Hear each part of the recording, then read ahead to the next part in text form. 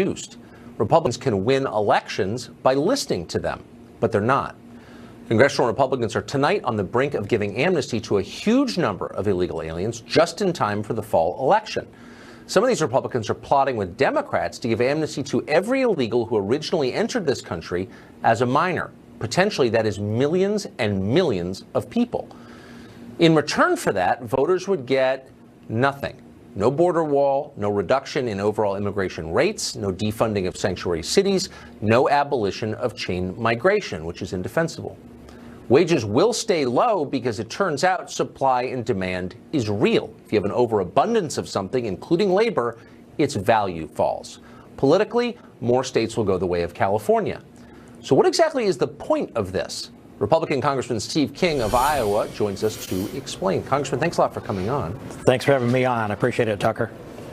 I understand that a small number of affluent Republican donors are pushing very hard for this, and at least one has promised to withhold future donations if he doesn't get what he wants. But aside from that, what is the upside to this plan? Well, I don't see a lot of upside. And I don't see it because in every single plan or plans, and there are essentially 4 bills, maybe 5 of them out there now in this Queen of the Hill approach that's there, there's a significant aspect of amnesty in every one of them. And I believe every one of them is even greater than the amnesty that Barack Obama unconstitutionally provided with DACA. That's the downside. The upside is that there is enforcement. The Goodlatte bill is the best of the 4. It still has 2 components of amnesty, not 1. But it does get us border security. And we're looking to get funding. They are, by the way, I'm not supporting this bill. They are looking to get $25 billion for a wall. But my argument is you start this path now and you give amnesty to 2 or 3 million or more. Who's going to be the next most sympathetic group of illegal aliens in America that will be deified again and traded for another measure of security? At some point, everybody in America that's here illegally gets amnesty. And what's the border security for in the first place? We need to be willing to send people back or they'll keep coming. That's just a simple equation of history and humanity. Well, you would think that the Congress of the United States would put the interests of American citizens first, and those, of course, are border security. And then once we've done that, we can talk about the interests of foreign citizens living within our borders. But that's not the priority of Paul Ryan, obviously. Why?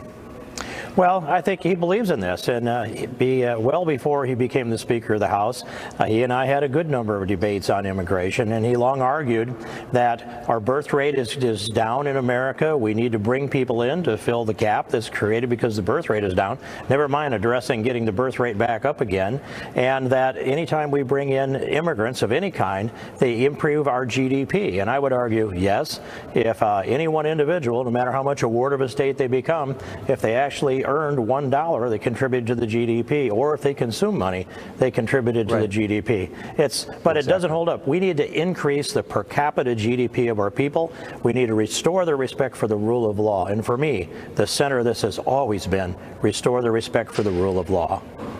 Yes, and I wish the leadership of your party agreed with that. They clearly don't. Congressman, thank you for your voice in this. I appreciate it. Thank you, Tucker. The federal government has new figures on the number of illegal immigrants who are behind bars in this country. We've long guessed at that number. We can't really know it, but we're getting closer. Ronald Vitello is acting Deputy Commissioner of the U.S. Customs and Border Protection, and he joins us tonight. Deputy Commissioner, thanks a lot for coming on. Thanks for having me. So what do we now know about the number of foreign citizens here illegally behind bars in the United States? Well, it's a big number. The Department of Justice and the Secretary of Homeland Security published this report based on an initiative out of the White House, an executive order that talked about immigration enforcement improvements. So this renewed focus on border security and immigration enforcement gets us to documents like this one that fully informs the justice system and the number of people that are incarcerated. And I believe the number is like 93% of those that are in custody that are from another country are also in the country illegally. So it underscores the need for border security, technology, infrastructure, more agents, what we're trying to action plan for the president to bring operational control to the border. So this is an example of why that's important, because we wouldn't have a problem as big as the one that's being delivered in this report. Well, exactly. And it also suggests that people who come here illegally are much more likely to commit other crimes than immigrants who come legally, and I guess that makes sense. Tell us about the volume of fentanyl coming over our borders. right now? So it's a big problem. Don't have the numbers in front of me, but like last year, we saw over 110% increase versus the previous year. Those numbers continue to go up. I was in the JFK mail facility with our Customs and Border Protection officers a couple of weeks ago. They have to screen 800,000 packages that are coming into the mail facility. That's just U.S. mail. That doesn't account for the things that we get off of these express consignment like UPS, FedEx, DHL. So there's lots of volume of illicit commerce coming to the United States, but that requires us to screen that stuff and try to keep fentanyl away from the streets of the U.S. Killing tens of thousands of Americans, you'd think there'd be a bigger outcry. Thank you. Thank you for those numbers and for all that you do. I appreciate it. Thank you. Well, recently you've seen an obsession in the press with the notion that it is particularly evil, utterly immoral, to separate illegal immigrant parents from their children. Here's part of the outcry. Taking children from their parents, from their families, from their mothers must stop, and it is not negotiable. Invest in children where we don't tear them from the loving arms of their mothers and their fathers. The fact that those families are being separated at the border, the fact that children are being torn out of the arms of their mothers is on Donald Trump's head and nobody else. There are a lot of sad stories out there, for sure. But let's put this in perspective. Parents are separated from their children every day in this country. American citizens separated from their children. That happens when they're arrested, whether it's for theft or drug dealing or tax evasion or whatever, and nobody cares. But once again, to the left, illegal immigrants are special, and they have more rights than you do. David Bernstein is the founder of Run for America, and he joins us now. David, look, I think it's, as the father of many children, I think it's crushing when parents are separated from their kids. But I wonder why this is only suddenly news. How many, just for example, children right now, American children, are living without a parent who is behind bars in this country? Do you have any idea? Well, look, I don't have the exact numbers in front of me, but we know that it's actually quite sizable, and they're there for all sorts of crimes. 2.4 million. Yes. Yes. Right. So the majority of American prisoners have American children from whom they're separated. Yep. And that's a sad thing. I haven't heard anybody on the left mention that because they're not illegal aliens. Well, and I just wonder why the focus on the pathos of these stories while the suffering of American citizens of the exact same kind is being completely ignored by you and your fellow liberals. Why? Well, first of all, I'm not ignoring it. I'm here talking about it with you, and I think it is unfortunate because research shows us that parents who are and parents and children, when they're separated, incurs tremendous trauma on children, right? And we have a system in this country to deal with that. I think the reality is for the people who are being separated at the border, a lot of these people are already coming from very traumatic situations, so it makes it a little bit different. But I agree, Tucker, that there should be a broader outcry about all the ways. So you think most American prison inmates grew up in Greenwich and went to Choate? No. Actually, they grew up in poverty and in circumstances that rival those in Tegucigalpa. So let's be real here. If we really cared about American citizens as much as you care about illegal aliens, we absolutely should have a better system for how we deal with this. I don't think we even have a system.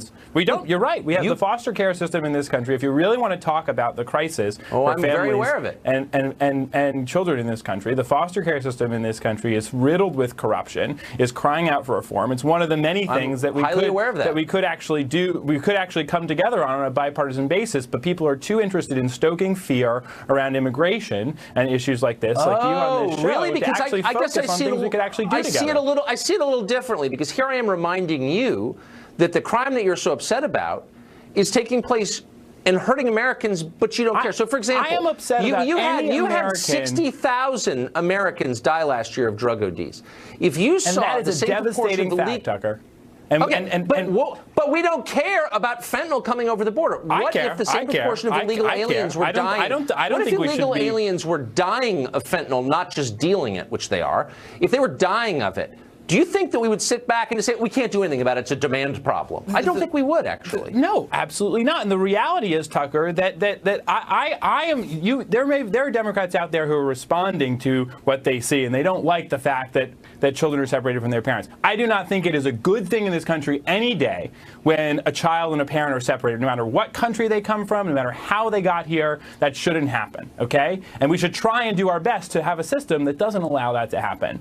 And whether it's because they're illegal immigrants, whether it's because they're accused of shoplifting, whether it's because they're accused of tax evasion. I think the effort by you and others on the right to try and gin up this energy is exactly the kind of force that makes this such a divisive issue, Tucker. And the reality is that the immigration... Right. That's hilarious, actually. Why because is it hilarious? What I'm interested... No, because...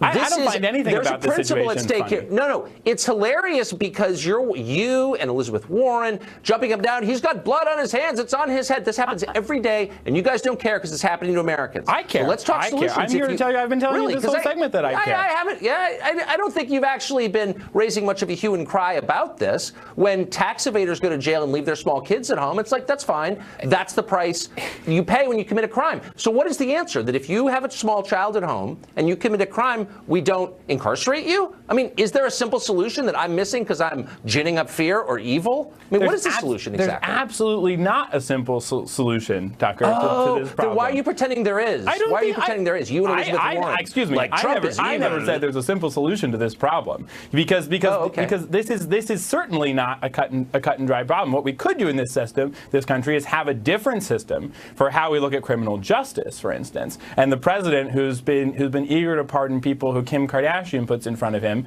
could look at some of the nonviolent drug offenders who are in jail, who should have their sentences reformed. But let me just ask you really quickly, a sincere question, actually. If someone has a small child at home, should we punish him differently for a crime? Maybe we should. Maybe we should look at that differently. I don't know. I mean, I'm not saying yes. I don't know the answer, but I mean, I don't know the answer that's either. the fruitful conversation. But this would be a good conversation to have because it needs to apply to everybody we have in this country. Good, and not just foreign citizens, but our own citizens.